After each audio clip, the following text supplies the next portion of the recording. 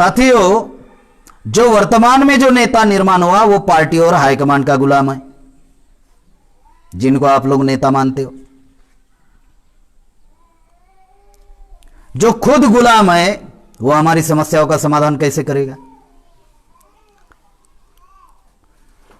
जो कर्मचारी निर्माण हुआ हमारे समाज से वो परिवार में मदमस्त है, वो बुद्धिमान है करके उसको नौकरी नहीं मिली, वो रात दिन मेहनत किया, स्टडी किया, इस वजह से नौकरी नहीं मिली। कोई बुद्धिमान है, उस व्यक्ति के नाम पर कॉन्स्टिट्यूशन में नौकरी लिखी हुई नहीं है, नौकरी लिखी हुई है सोसाइटी के नाम पर। 15(4), 16(4) में नौकरी का अधिकार, आर्टिकल 340 ओबीसी के लिए, आर्टिकल 341 शेड्यूल कास्ट के लिए रिजर्वेशन, आर्टिकल 342 आदिवासियों के लिए रिजर्वेशन। तो व्यक्तिगत तो किसी के नाम पर तो नौकरी लिखी हुई तो है नहीं, ये सारे अधिकार तो समाज के नाम पर लिखा हुआ है। जो शिक्षा का अधिकार हमें 1950 के पहले नहीं था वो मिला समाज के नाम पर, रिजर्वेशन इन एजुकेशन। नौकरी का अधिकार जो हमें नहीं था वो भी मिला, रिजर्वेशन इन सर्विसेज, समाज के नाम पर, रिजर्वेशन इन प्रमोशन समाज के नाम पर, रिजर्वेशन इन पॉलिटिक्स समाज के नाम पर,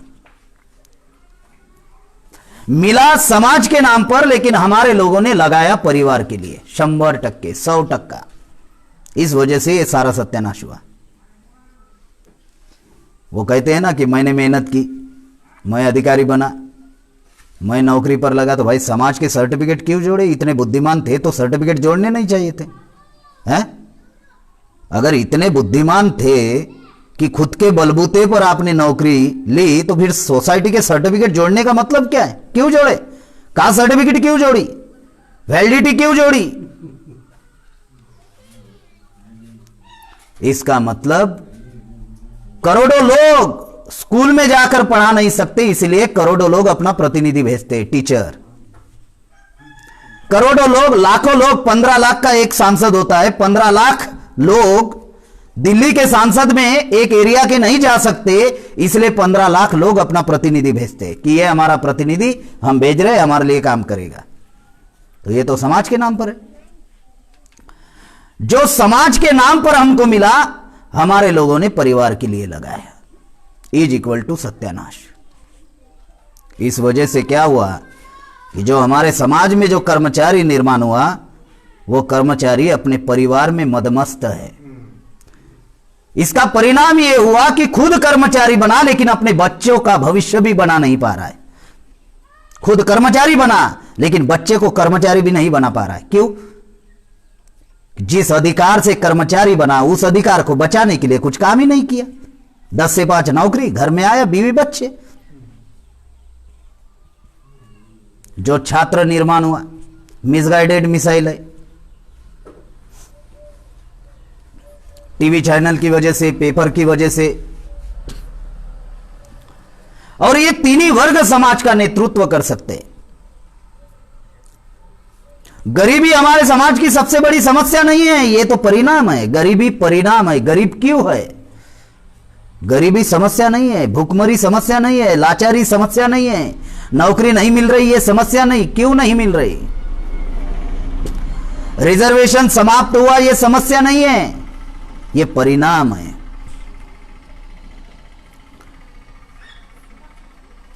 हरिचांद जी, गुरुचांद जी ठाकुर ने गरीबी खत्म करने के लिए कोई आंदोलन चलाया क्या? राष्ट्रपिता ज्योतिराव फूले ने गरीबी खत्म करनी चाहिए इसलिए कोई आंदोलन चलाया कि वो बुद्धिमान नहीं थे? क्योंकि गरीबी समस्या है, परिणाम है, कारण नहीं है। वो जानते थे गरीबी ये कारण नहीं है, परिणाम है, वो जानते थे। इसलिए उन्होंने गरीबी के विरोध में कोई आंदोलन नहीं चलाया। ये परिणाम है, ये तो खत्म की जा सकती है। और ये कौन खत्म करेगा? सरकार खत्म करेगी।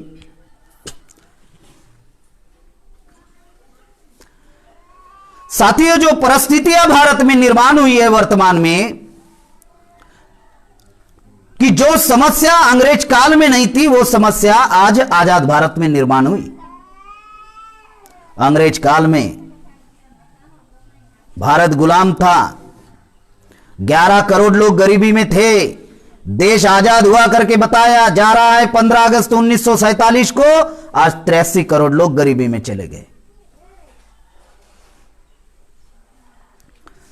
अंग्रेज काल में एक भी किसान ने आत्महत्या नहीं की, आज लाखों किसानों ने आत्महत्या की, कर रहे हैं। अभी भी आंदोलन चल रहा है सिंधु बॉर्डर पर, किसान मर रहे हैं।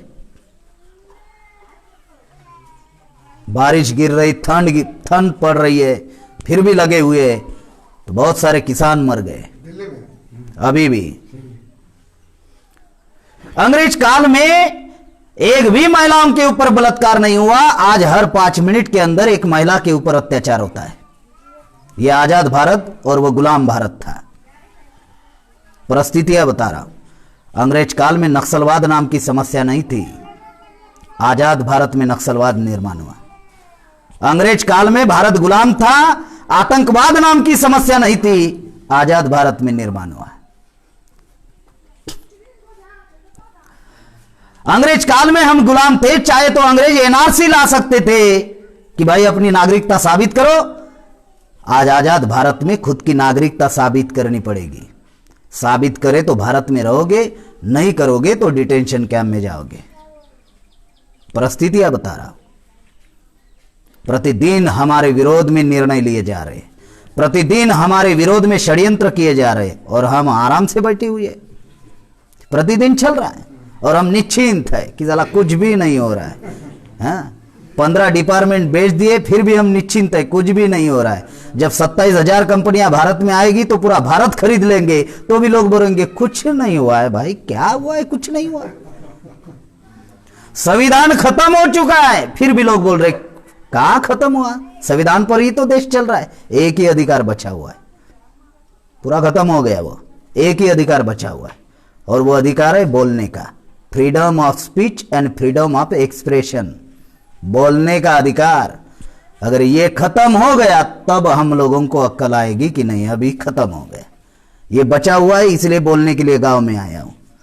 बस यही एक अधिकार बचा हुआ है, बाकी तो सारा सपाट कर दिया उन्होंने, क्योंकि हम लोग निश्चिंत है। हमने सोचा, हमने सुना और हमने टीवी पर देखा कि कुंभकर्ण 6 महीने सोता था। हमारा समाज हजारों साल से सोया हुआ है, अभी तक जागा नहीं। तो जो समस्या अंग्रेज काल में नहीं थी, आज वो समस्या आजाद भारत में निर्माण हुई। ऐसा क्या हुआ? क्या परिस्थितियां निर्माण हुई जिस वजह से आज हमारी हजारों समस्याएं निर्माण हुई? साथियों, 1950 के पहले देश मनुस्मृति धर्म ग्रंथ के आधार पर चलता था, जिसमें हमें किसी भी प्रकार का कोई अधिकार नहीं था। संविधान में हम लोगों को अधिकार मिला। ये पश्चिम बंगाल, ये एक ऐतिहासिक भूमि है। यहां के लोग क्रांतिकारी हैं, जिन्होंने बाबा साहब आम्बेडकर को संविधान सभा में चुनवा कर भेजा, जोगेंद्रनाथ मंडल जी ने। यह क्रांतिकारी भूमि है।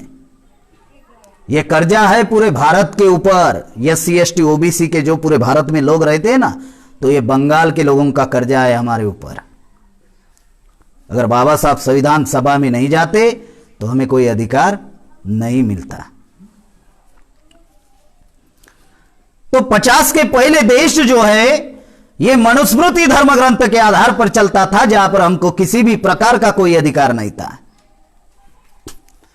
आगे मटका, पीछे झाड़ू, अछूत का व्यवहार होता था या नहीं? आज है वो परिस्थिति। आगे मटका था, अभी टाई लटक रही है। पीछे झाड़ू था, कमर में बंदूक आ गई। यहां पर किसी ने बताया पुलिसकर्मी है करके, आ गए हमारे लोगों के हाथ में बंदूक आ गई, कमर में बंदूक आ गई। कोई IPS बन जाता है, PI बन जाता है, DYSP बन जाता है। आती है ना कमर में बंदूक। पहले क्या था? झाड़ू था पीछे, अब बंदूक आ गई। मनुस्मृति क्या कहती है? शस्त्र धारण करने का अधिकार शूद्र अतिशूद्र के पास नहीं होगा। संविधान ने दे दिया। पढ़ने लिखने का अधिकार मनुस्मृति में नहीं था, संविधान ने दे दिया। आज आप ही लोगों ने बताया ग्रेजुएट है, पोस्ट ग्रेजुएट है। हवा में तो कोई बात बोल नहीं रहा। संपत्ति रखने का अधिकार हमारे पास नहीं था। हमारे लोग पढ़े, नौकरी पर लगे, सैलरी मिली, पैसा आया, बंगले बांधे। ये अधिकार था क्या? नहीं था, आ गया। तो मनुस्मृति धर्म ग्रंथ के आधार पर देश चलता था। और जब अवसर मिला हमारे महापुरुषों को, और जब 26 जनवरी 1950 में संविधान लागू हुआ, तो संविधान में कि देश कैसे चलेगा इसकी यंत्रणा बनाई गई। और उसके लिए भारत में द्विदलीय जनतंत्र निर्माण किया। जो लोकतंत्र प्रस्तावित किया, इस लोकतंत्र में कि लोकतंत्र के आधार पर देश चलेगा, इस लोकतंत्र में द्विदलीय जनतंत्र का निर्माण किया। यह द्विदलीय जनतंत्र क्या है कि एक सत्ताधारी दल होगा और एक विरोधी दल होगा। सत्ताधारी दल अगर जनता के विकास एवं कल्याण के लिए अगर काम नहीं कर रहा है, तो विरोधी दल उसका विरोध करेगा और गलत होने से रोकने का काम करेगा। ये द्विदलीय जनतंत्र संविधान में दिया गया। लेकिन इस देश में जिनकी संख्या ज्यादा, इस देश में शेड्यूल कास्ट 15% है, आपके बंगाल में 22% है। इस देश में शेड्यूल ट्राइब 7.5% है, आपके बंगाल में 6% है। इस देश में ओबीसी 52% है और आपके बंगाल में 40% है। इस देश में सिख, ईसाई, बुद्धिस्ट, मुसलमान 10.5% है और अकेला मुसलमान बंगाल में 30-35% है। गवर्नमेंट कह रहा है 27% है। हमारी संख्या ज्यादा है। जिनकी संख्या ज्यादा होती है उनके वोट ज्यादा होते हैं, और जिनके वोट ज्यादा होते हैं सरकार उनकी होती है या नहीं? 26 जनवरी 1950 के पहले रानी के पेट से राजा पैदा होता था। हमको सरपंच से लेकर प्रधानमंत्री बनने का अधिकार था, राष्ट्रपति बनने का कोई अधिकार था? अभी रामनाथ कोविंद जी शेड्यूल कास्ट है, कोरी जाति के, उत्तर प्रदेश कानपुर के, मैं उधर ही रहता हूं, राष्ट्रपति बन गए। हमारे लोग बोलते कहां जातिवाद है, अब सारा खत्म हो गया। काय का खत्म हो गया? जब रामनाथ कोविंद जी ओडिशा के जगन्नाथपुरी मंदिर में गए तो छठाकबर ब्राह्मण ने रोक दिया कि आप मंदिर नहीं जा सकते। तो आजू बाजू में बड़े बड़े अधिकारी थे आईपीएस प्रोटेक्शन में, तो उन्होंने कहा जानते हो ये कौन है? तो बोले जानता हूं। अरे देश के राष्ट्रपति है भाई। भले ये देश के राष्ट्रपति होंगे लेकिन जाति से अछूत है बोले, और अछूतों को मंदिर प्रवेश वर्जित है। यहां पे आपकी सरकार नहीं चलती, यहां पे हमारा धर्म का कानून चलता है। राष्ट्रपति को रोक दिया। हमारी कोई औकात है? इस देश में राष्ट्रपति की औकात नहीं है, हमारी कोई औकात है? जो बातें बताई जा रही। तो जो द्विदलीय जनतंत्र जो इस देश में निर्माण किया कि एक सत्ताधारी दल होगा और एक विरोधी दल होगा। तो पहले रानी के पेट से राजा पैदा होता था। बाबा साहब आंबेडकर ने कहा अब रानी के पेट से राजा पैदा नहीं होगा, राजा जनता से पैदा होगा, प्रजा से निर्माण होगा। भले ही रानी बच्चा पैदा करेगी, वो उसका अधिकार है, एक महिला का अधिकार है मां बनना, लेकिन वो बच्चा पैदा करेगी, राजा पैदा नहीं करेगी। वो बच्चा होगा लेकिन राजा पैदा नहीं करेगी, और राजा निर्माण करेगी प्रजा। और वो अधिकार दिया वोट का अधिकार। अब ये जो वोट का अधिकार है, ये राजा बनने का अधिकार प्रजा को दिया संविधान ने। कौन सा अधिकार दिया? 1 मैन 1 वोट, यानी टोटो चलाने वाले व्यक्ति के वोट का, उसको जो अधिकार है वही अधिकार अंबानी को होगा। ऐसा नहीं कि टोटो वालों को 1 वोट का अधिकार होगा और अंबानी को 1000 वोट का अधिकार होगा, ऐसा नहीं। टोटो वालों को जो अधिकार है वही अधिकार अंबानी को होगा। दूसरा 1 वोट 1 वैल्यू, मतलब टोटो चलाने वाले व्यक्ति के अधिकार की जो ताकत होगी वही ताकत अंबानी के वोट के अधिकार की होगी। ये राजा बनने का अधिकार दिया, वोट का अधिकार दिया कि अब जनता निर्धारित करेगी राजा कौन होगा। गुरुचांद ठाकुर जी ने कहा जिस समाज का होता है राजा वो समाज होता है ताजा। क्या 1952 में आजाद भारत का पहला चुनाव हुआ? क्या 1952 से लेकर 2020 तक कोई हमारे समाज का राजा बना? तो जब हमारे समाज का कोई राजा बनेगा ही नहीं तो समाज ताजा कैसे रहेगा? चलो बंगाल का उदाहरण लेते। क्या बंगाल में हमारे समाज का राजा बना गया? 25 साल कांग्रेस ने राज किया, 34 साल सीपीआई ने राज किया, 10 साल टीएमसी ने राज किया, तो हमारे समाज का राजा बना क्या? अरे आप ही लोग बताओ भाई। हाँ तो कुछ बोलो ना। नहीं बना तो फिर हमारा समाज ताजा कैसे होगा? जिसका राजा होगा तो गुरुचांद ठाकुर जी ने कहा उसका समाज ताजा होगा। जिसका राजा होगा समाज उसका ताजा होगा। हमारा राजा बना ही नहीं तो समाज कैसे ताजा होगा? फिर ताजा समाज किसका होगा? जिसका राजा होगा उसका समाज ताजा होगा। तो जिन्होंने आपको राजा बनाया उनका विकास हुआ, बनाया हमने, विकास उनका हुआ। हमारा कोई विकास हुआ? तो ये द्विदलीय जनतंत्र जो है आज एक जाति के नियंत्रण में चला गया।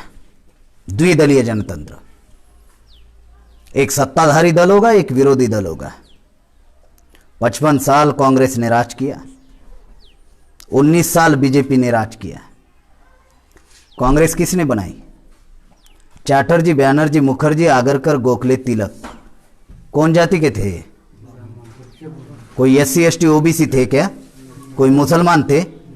चैटर्जी, बैनर्जी, मुखर्जी, आगरकर, गोखले, तिलक। कुछ बंगाल के ब्राह्मण थे और महाराष्ट्र के ब्राह्मण। कांग्रेस बनाई 28 दिसंबर 1885। उस कांग्रेस में डॉक्टर केशव बड़ीराम हेडगेवार, नागपुर का ब्राह्मण, उस कांग्रेस में काम करता था और 1935 तक कांग्रेस का जनरल सेक्रेटरी था। 35 तक, 1900, और उसने 1925 में आरएसएस बनाई। जब आरएसएस बनाई तब 10 साल तक वो कांग्रेस का जनरल सेक्रेटरी था, विदर्भ का, महाराष्ट्र का। इसका मतलब कांग्रेस ने ही उनको रिलीज किया आरएसएस बनाने के लिए, यानी कांग्रेस ने ही आरएसएस बनाई। हम लोगों को लगता है ये अलग अलग है, इनकी रिश्तेदारी बता रहा। उस आरएसएस में आपके बंगाल के श्यामा प्रसाद मुखर्जी थे। उन्होंने 1951 में जनसंघ बनाया और उसी जनसंघ का नाम अटल बिहारी वाजपेयी और अडवाणी 1980 में भारतीय जनता पार्टी बनाई। अब ये कांग्रेस, ये आरएसएस और ये BJP, Bharatiya Janata party, BJP. Congress ने आरएसएस बनाई, आरएसएस ने बीजेपी बनाई। 55 साल कांग्रेस ने राज किया और 19 साल बीजेपी ने राज किया। कांग्रेस जाती है, बीजेपी आती है, बीजेपी जाती है, कांग्रेस आती है। Congress BJP, Congress BJP, BJP Congress, चल रही है कबड्डी।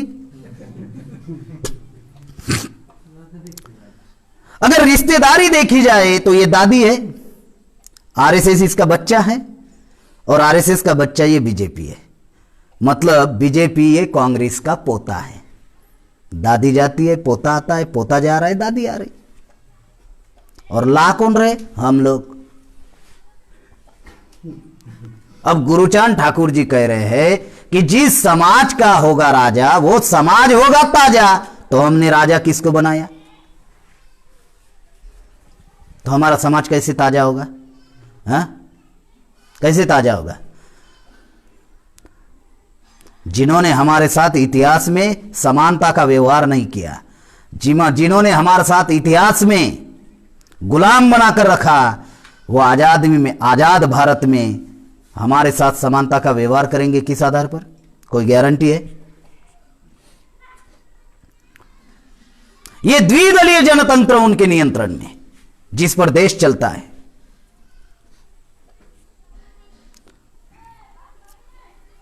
और जिनको आप अपना नेता मानते हो वो क्षेत्रीय नेता बन गए। मायावती जी यूपी तक सीमित, मुलायम सिंह यूपी तक सीमित, नीतीश कुमार जी बिहार तक सीमित, लालू प्रसाद जी बिहार तक सीमित, जीताराम मांझी जी बिहार तक सीमित, रामविलास पासवान जी का अभी लड़का, रामविलास पासवान जी तो है नहीं हमारे बीच, उनका लड़का चिराग पासवान बिहार तक सीमित। इधर झारखंड आइए, शिबू सोरेन झारखंड तक सीमित, अर्जुन मुंडा झारखंड तक सीमित। इधर आप ओडिशा आइए, नवीन नाथ पटनायक ओडिशा तक सीमित, कायस्थ है नवीन नाथ पटनायक।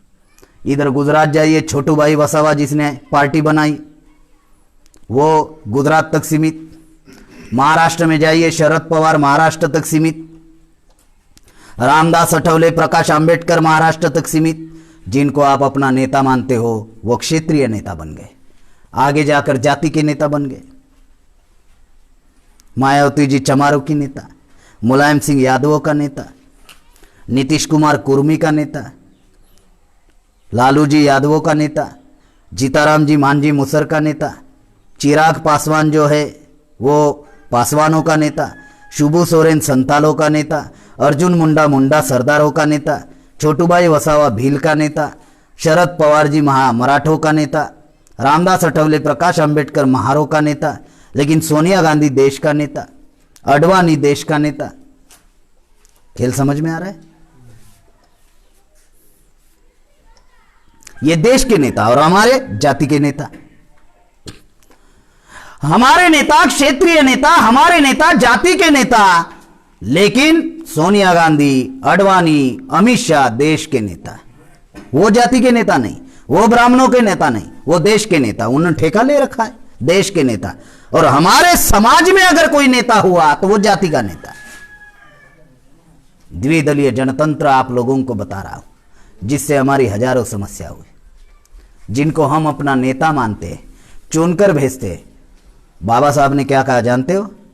बाबा साहब ने कहा कि पूना पैक्ट की वजह से हमारे समाज में दलाल और भड़वे पैदा हुए। बाबा साहब कह रहे ये दलाल है और हम कह रहे हैं नेता है, तो हम ज्यादा बुद्धिमान है बाबा साहब से? हैं? बाबा साहब से ज्यादा बुद्धिमान है? कोई कह सकता है कि नहीं मैं बाबा साहब से ज्यादा बुद्धिमान हूं? चलो उनको दिखाते हैं हम लोग पूरे देश भर में कि ये व्यक्ति है बाबा साहब से ज्यादा बुद्धिमान। बाबा साहब कह रहे हैं कि ये दलाल है, पूना करार की वजह से हमारे समाज में दलाल पैदा हुए, जिनको हम अपना नेता मानते, जो पार्टी हाईकमांड के गुलाम है। जो बातें आपको बताई जा रही। साथियों, सत्ता में अगर बीजेपी है तो अपोजिशन में कांग्रेस है, और थर्ड अपोजिशन कम्युनिस्टों का, और कम्युनिस्ट भी ब्राह्मणों का दल। डांगे जिसने कम्युनिस्ट बनाई थी।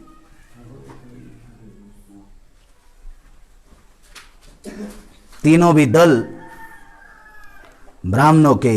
ये द्विदलीय जनतंत्र एक जाति के नियंत्रण में चला गया। इस वजह से आज हमारी हजारों समस्या हुई कि आज निजीकरण की वजह से नौकरियां गई,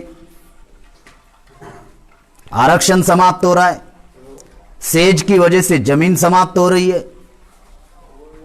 इस देश में अब एनआरसी लागू होगी। अब 2021 चल रहा है, अभी एनपीआर होगा।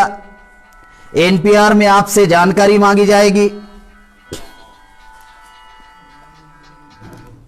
एनपीआर में अब 2021 में एनपीआर होगा। एनपीआर में हमसे जानकारी मांगी जाएगी, आपके घरों में आएंगे, जानकारी लेंगे।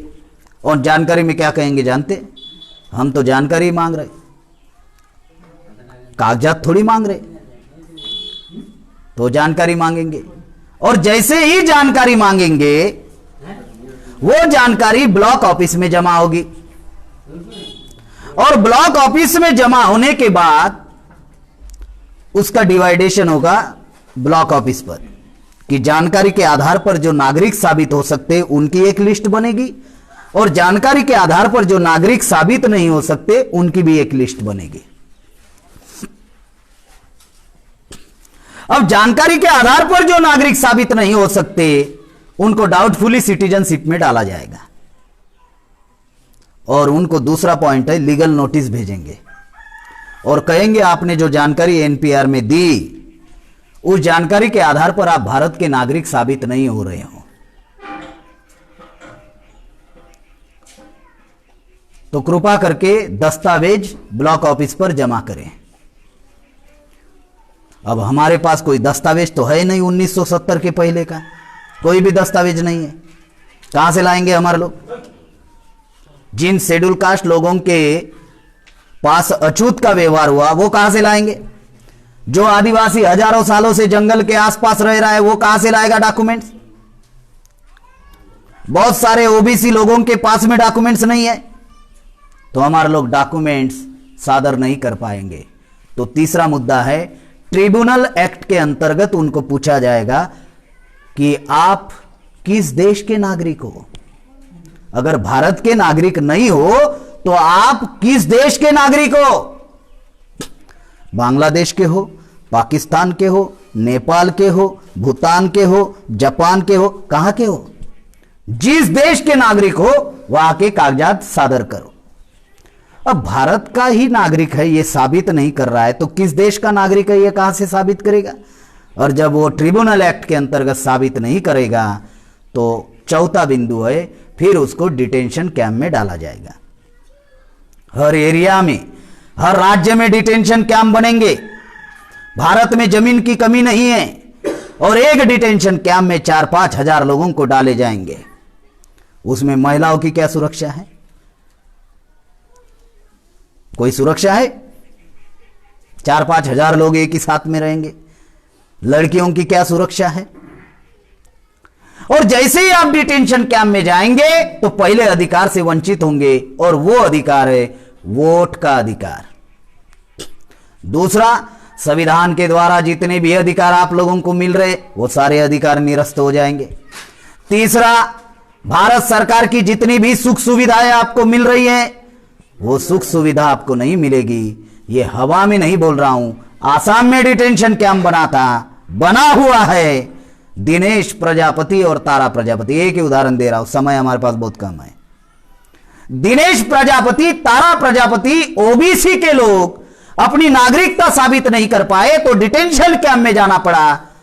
और डिटेंशन कैंप में जैसे ही गए तो उन्होंने गुवाहाटी हाईकोर्ट में अपील की, तो गुवाहाटी हाईकोर्ट ने जजमेंट दिया कि आपको 10 साल का समय दिया जाता है। 10 साल में आपको भारत का नागरिक साबित करना पड़ेगा। अगर आप 10 साल में भारत का नागरिक साबित नहीं करते हो तो आपको डिटेंशन कैंप में रहना पड़ेगा। तो आपको 10 साल का समय है, लेकिन आपको वोट का अधिकार नहीं होगा, संविधान की कोई फैसिलिटीज आपको नहीं मिलेगी, संवैधानिक कोई अधिकार आपको नहीं मिलेगी और भारत सरकार की किसी भी प्रकार की कोई फैसिलिटीज आपको 10 साल नहीं मिलेगी। मैंने कहा जिनकी संख्या ज्यादा होती है उनके वोट ज्यादा होती है। ब्राह्मणों की संख्या भारत में 3.5% है। 3.5% ब्राह्मण के नाम पर चुनाव लड़ेगा तो किसी गांव के ग्राम पंचायत का सदस्य नहीं बन सकता। संख्या के आधार पर बन सकता है क्या? जिनकी संख्या ही 3.5% है। बंगाल में कितने? 1.8%, दो भी नहीं है, 1.8% राज कर रहे हैं। हम संख्या में ज्यादा है,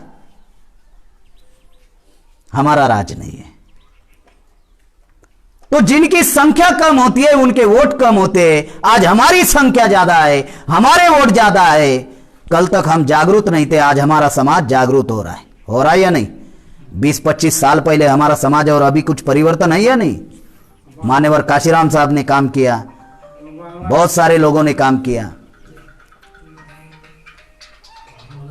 क्या बोल रहे? बांग्ला में बोलिए।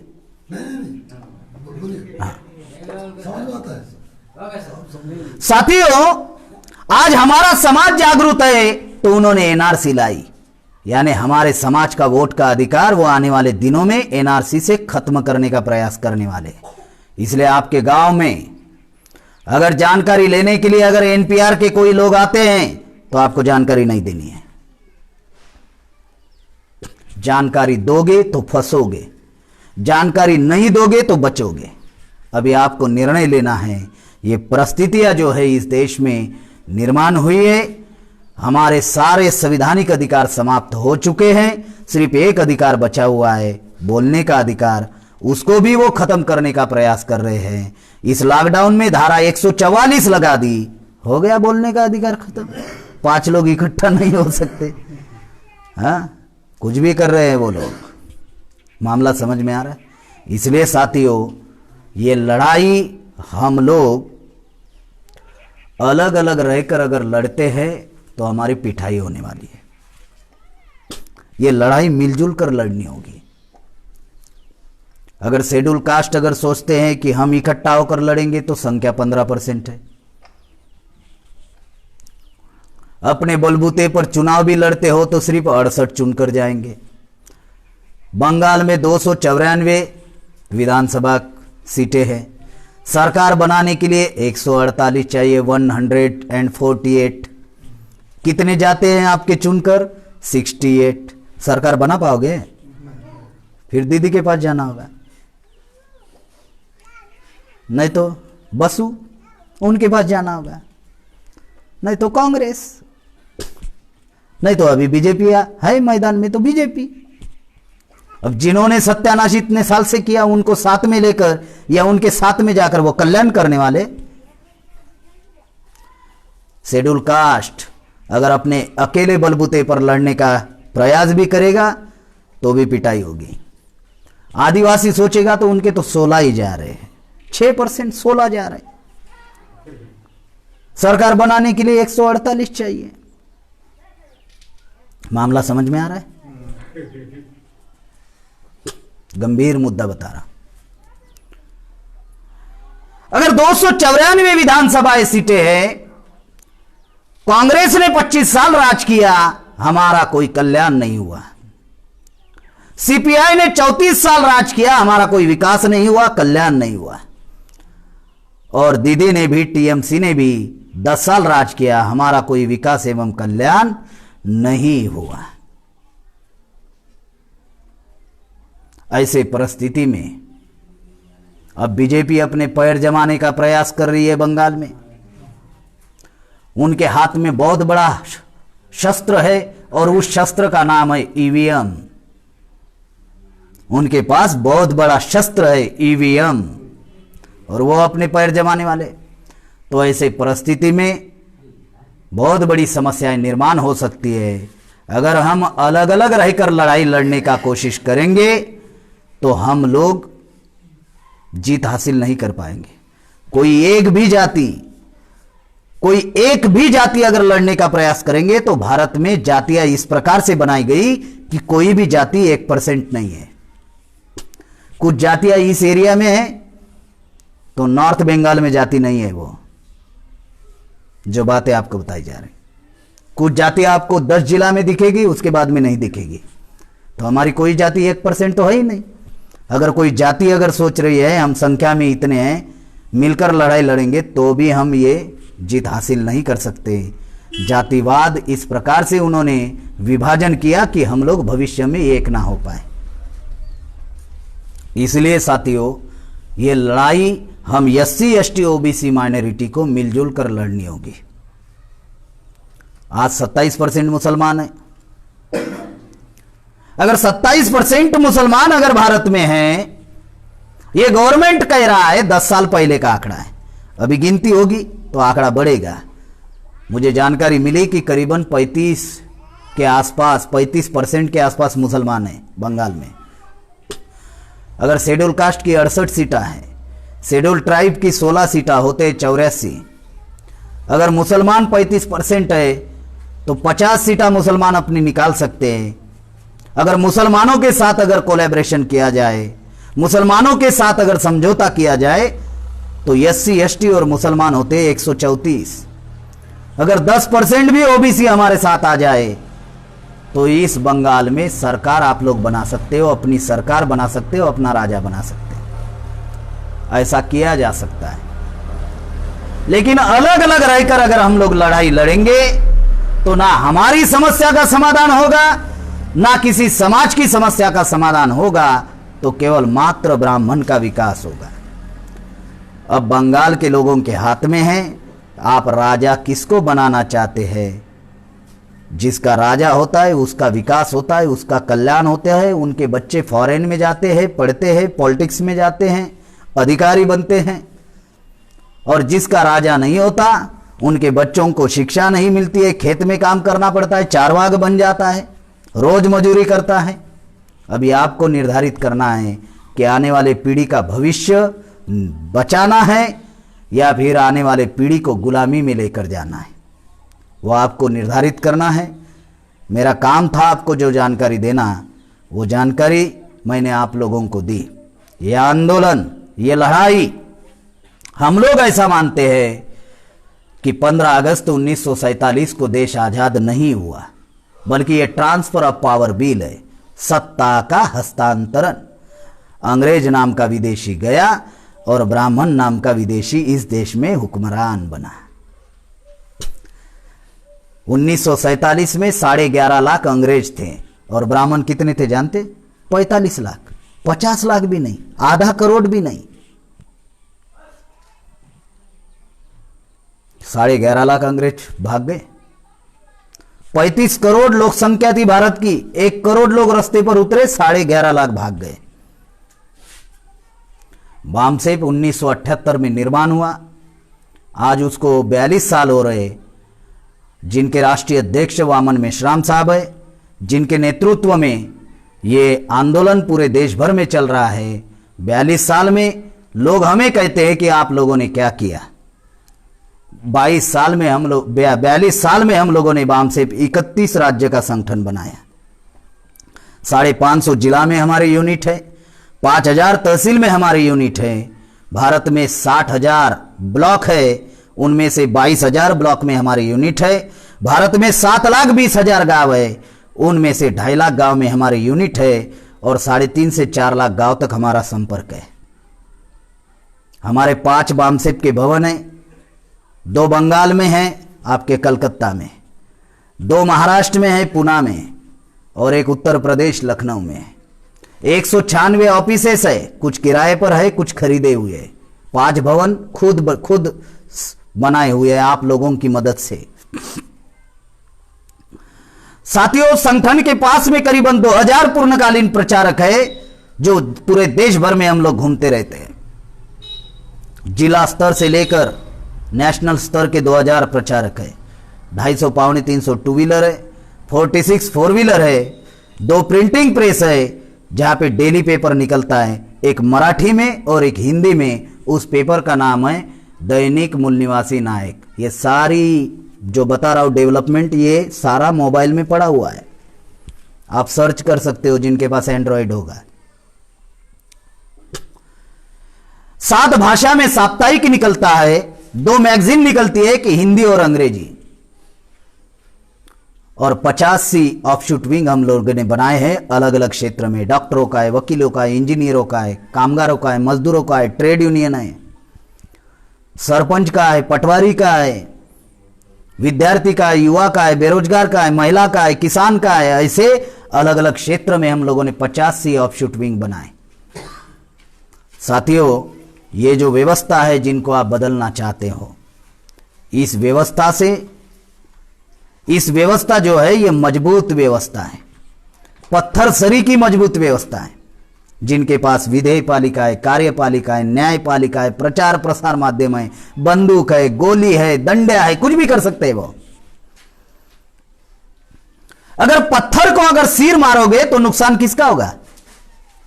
पत्थर का होगा या सिर का होगा? अगर कोई एक जाति अगर इस व्यवस्था से टकराएगी तो नुकसान तो हमारा ही होगा ना। कोई एक समाज अगर टकराएगा तो नुकसान तो हमारा ही होगा, हैं?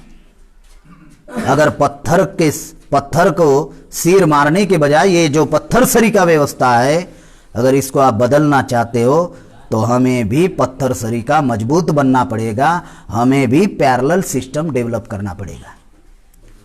चुनाव से सिर्फ आप सत्ता बदल सकते हो, व्यवस्था नहीं। चुनाव से सिर्फ सत्ता बदल सकते हो, व्यवस्था नहीं। बामसेप व्यवस्था परिवर्तन का आंदोलन इस देश में चला रहा है और व्यवस्था परिवर्तन जन आंदोलन से ही होगा। जो बातें आपको मैंने बताई ये बातें अगर 6 लाख गांव में अगर पहुंच जाए और एक गांव में अगर 50 लोग तैयार होते तो 6 लाख गांव में 3 करोड़। एक गांव में अगर 100 लोग हम लोग तैयार करते हैं तो 6 लाख गांव में 6 करोड़। अगर एक गांव में अगर 150 लोग तैयार होते तो 6 लाख गांव में 9 करोड़। 200 तैयार करते तो 12 करोड़। 250 तैयार करते 15 करोड़। अगर 300 लोग अगर हम लोगों ने तैयार किए तो 6 लाख गांव में 18 करोड़ लोग तैयार होंगे। 11.5 करोड़ में नरेंद्र मोदी प्रधानमंत्री बनाए। कितने करोड़ में? 11.5। अगर एक गांव में अगर 300 लोग तैयार किए तो 6 लाख गांव में 18 करोड़ लोग तैयार होंगे। अगर 18 करोड़ लोगों ने निर्णय लिया और एक ही दिन एक ही समय पर रोड पर उतरे तो भारत की ट्रांसपोर्टिंग सिस्टम बंद हो जाएगी। ना ट्रक दौड़ेगा, ना ट्रेन दौड़ेगी, ना बस दौड़ेगी। कुछ भी हो सकता है। गांधी जी ने 1 करोड़ लोगों को इकट्ठा किया, अंग्रेज भाग गए। आज भारत की पॉपुलेशन 150 करोड़ के आसपास है।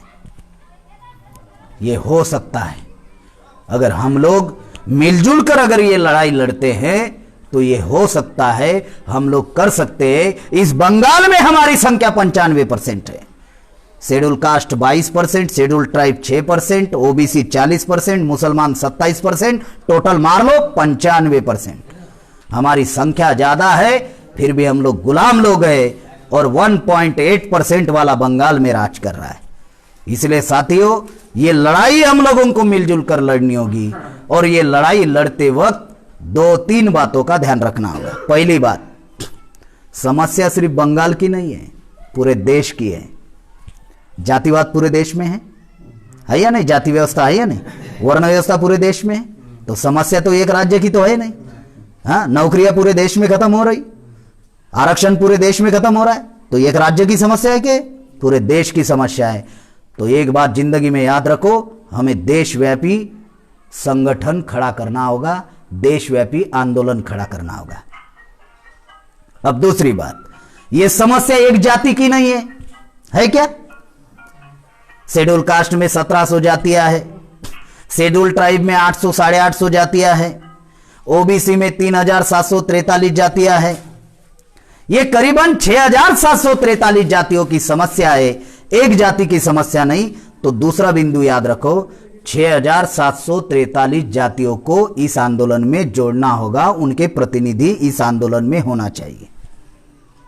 अब तीसरी बात, कोई भी आंदोलन तो हवा में चलने वाला तो है नहीं, भाषणबाजी से है। मुझे आपके गांव आने के लिए गाड़ी लानी पड़ी, तो बगैर डीजल से तो गाड़ी आई नहीं। गाड़ी है और डीजल नहीं तो ऐसे ही चलेगी। तो कोई आंदोलन ऐसे ही चलेगा? अगर आप दुश्मन से पैसा लोगे, जिसके विरोध में लड़ाई लड़ रहे हो, अगर उससे पैसा लोगे तो उसकी बोली बोलनी पड़ेगी, उसकी बोली बोलनी पड़ेगी। अगर कांग्रेस से लोगे तो कांग्रेस की बोली बोलनी पड़ेगी, बीजेपी से लोगे तो बीजेपी की बोली बोलनी पड़ेगी, सीपीआई से लोगे तो सीपीआई की बोली बोलनी पड़ेगी, टीएमसी से लोगे तो टीएमसी की बोली बोलनी पड़ेगी। तो इसलिए हमने नौकरी छोड़ी क्या है? हमें बोली जनता की बोलनी होगी। अगर दुश्मन से पैसे लोगे तो दुश्मन सहारा तो देगा लेकिन इशारा करेगा, और इशारा ना माने तो सहारा निकाल देगा।